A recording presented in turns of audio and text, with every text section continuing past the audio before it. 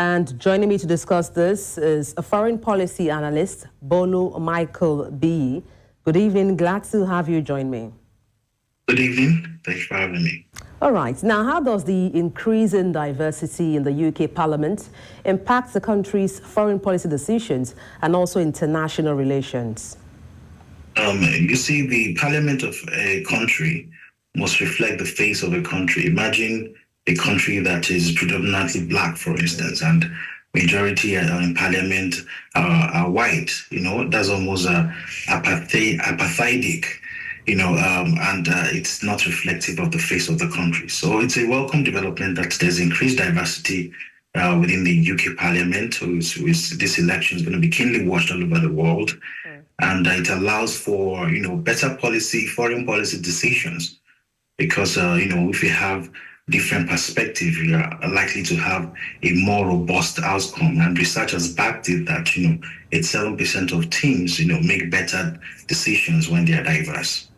But then, on the other hand, what challenges might arise in integrating a more diverse range of perspectives into British foreign policy formulation and also implementation?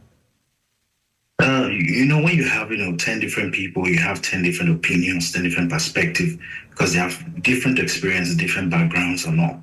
So there's a likelihood that the parliament might spend more time reaching a consensus, as we've seen in different parliaments all over the world. For example, in the United States, there's a law of filibuster whereby somebody just gets up and tries to delay the deliberation in order to ensure that the policy is not passed, and things like that might come up.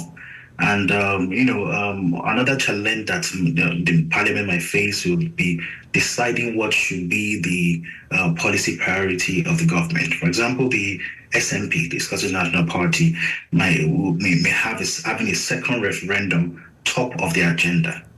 But the Labour, the Workers' Party, the Conservative Party, that is not their priority.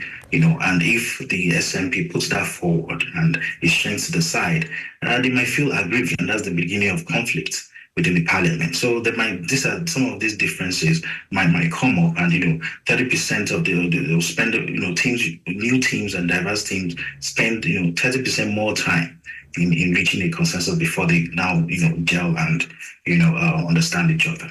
Okay, let's take a look now at the global stage. In what ways does the diverse parliament contribute to UK's soft power and also influence on the global stage?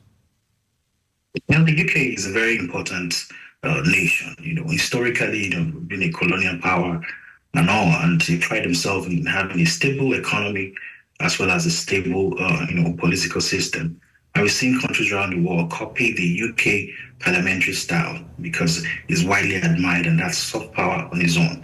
That's why in 2022, when Liz Truss was Prime Minister, I think between July and September, and there were political issues affected the political economy of the United Kingdom, because it's not Britain-like, it's not British-like, and that made the market to panic, and investors began to panic and leave and all that.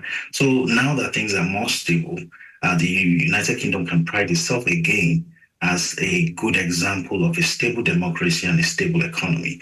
And that itself is good for the nation. And 78% of global citizens, they view a diverse leadership as a plus in building a profile of a country. Now, let's talk about a bit of history here.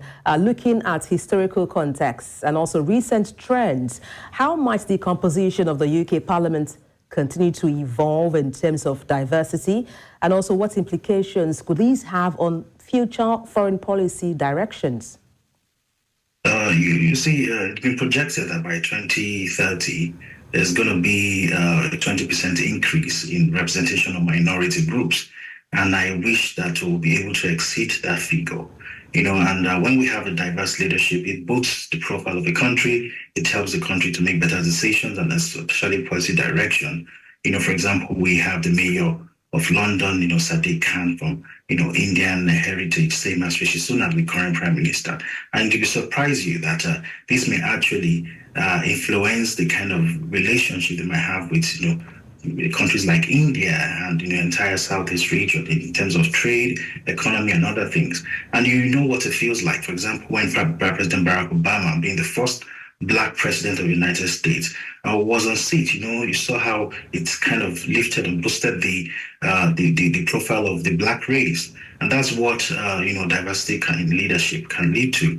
And I hope we'll be able to exceed that figure in the United Kingdom in coming years. We hope so too. Thank you so much for your insight on the news. Bolu Michael-Biyi, foreign policy analyst, many thanks for your insights. Thank you for having me.